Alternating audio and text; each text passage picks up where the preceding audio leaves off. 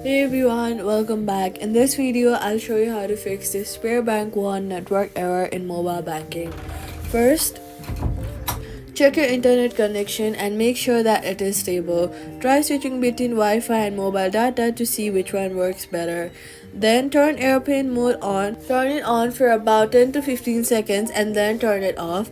This refreshes your network connection and can fix temporary issues.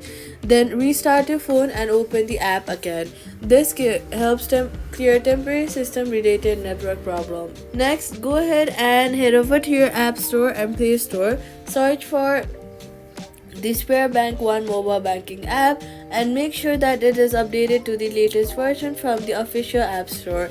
If you're using a VPN, try turning it off because it can sometimes cause connection errors. Now, if the issue still continues, it may be due to temporary bank server problems, so wait a few minutes and try again later. That's how you fix the SpareBank 1 network error in mobile banking. Do not forget to subscribe.